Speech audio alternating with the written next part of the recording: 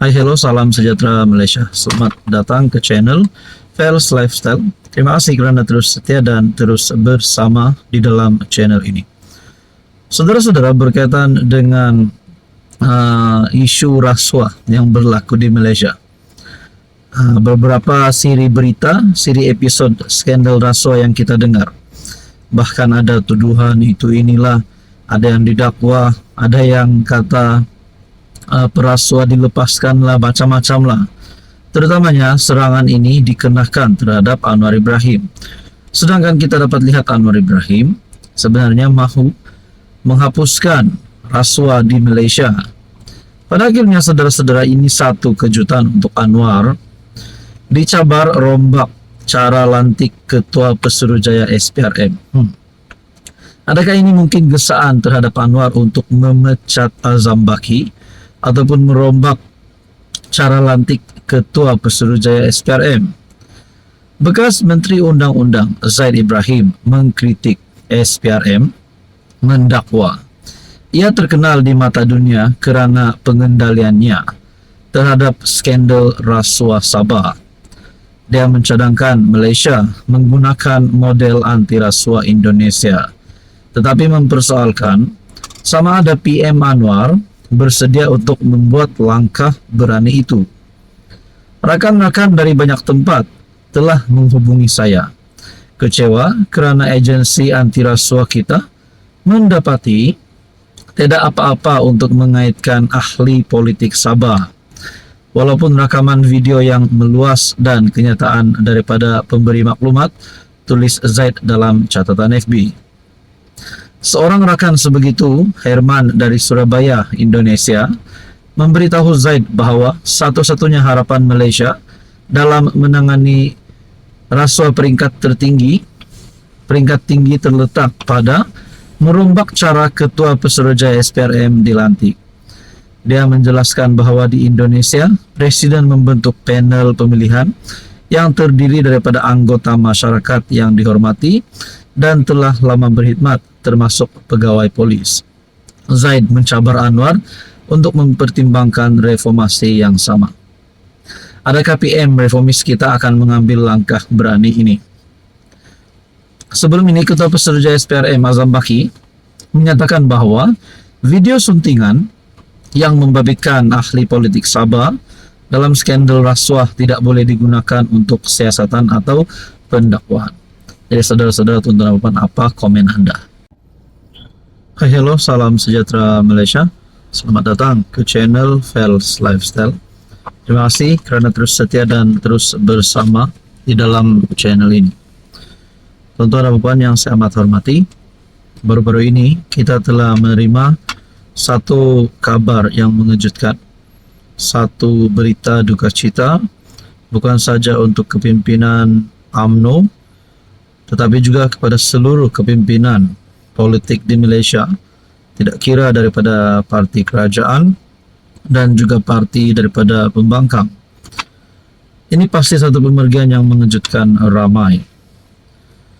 Adun Air Kuning meninggal dunia.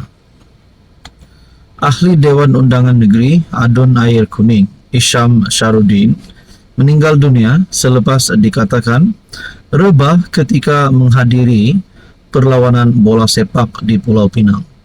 Artikel berita pada 22 Februari. Perkara itu dimaklumkan Menteri Besar Perak, Datuk Seri Saarani Muhammad, dalam satu hantaran di Facebook.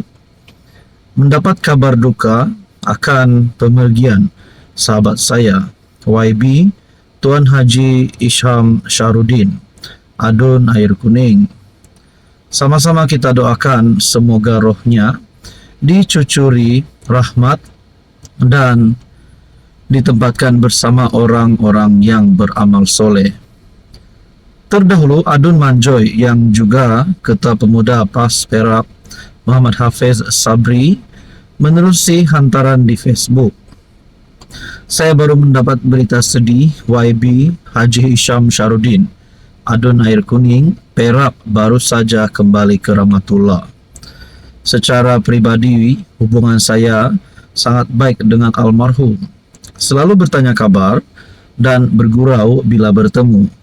Sebelum ini, ada bertemu beliau. Kami mesyuarat sekali berkaitan isu rakyat.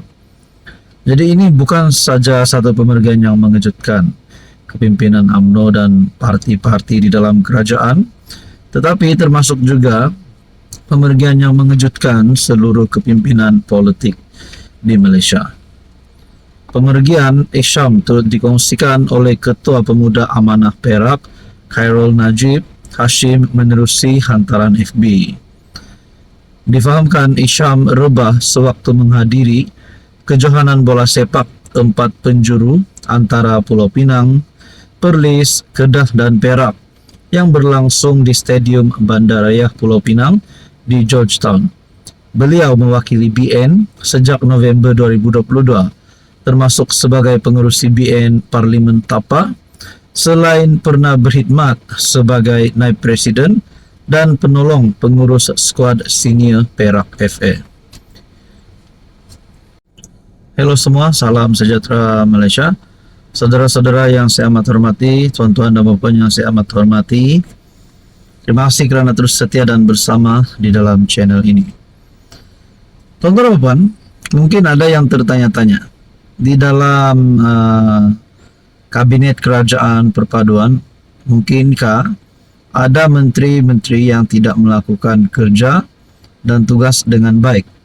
Lebih-lebih lagi, jika menteri itu adalah wakil rakyat. Nah, rakyat Malaysia, seluruh Malaysia secara keseluruhannya, pasti mahu menteri yang bekerja. Jadi mungkinkah ada menteri di dalam kabinet hari ini yang tidak melakukan kerja dengan baik, yang tidak mempunyai prestasi yang baik, perlu digugurkan? Nah, ini adalah satu pengakuan Anwar Ibrahim. Prestasi kabinet Anwar akui tak semua sempurna. Jemaah menteri menerima baik sebarang teguran serta kritikan berhubung prestasi mereka dan akan mengambil langkah memperbaikinya, kata Perdana Menteri. Beliau berkata, pada pemukiman Jemaah Menteri Kerajaan Madani 2025, ahli kabinet telah mendengar laporan serta pandangan bebas mengenai prestasi mereka yang dibentangkan ahli akademik dan penjawat awam. Kemudian kita beri ruang kepada mereka untuk berikan pandangan mereka tentang iltizam dan komitmen untuk meningkatkan prestasi.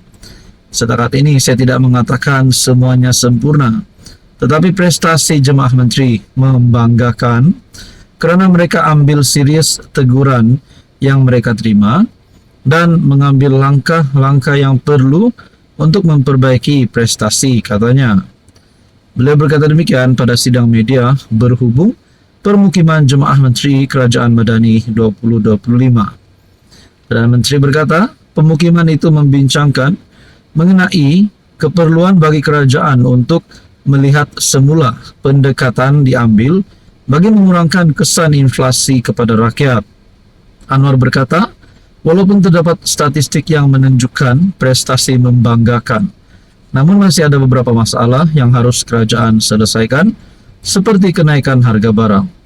Jadi saudara-saudara, tuan-tuan dan puan yang saya hormati, berkaitan dengan kenyataan Anwar, mengaku tak semua sempurna. Mungkinkah ada beberapa menteri di dalam kabinet hari ini yang mungkin perlu digugurkan, supaya prestasi menjadi tidaklah sempurna tapi menjadi lebih baik pada masa akan datang. Apapun kita nantikan saja. Apa komen Anda?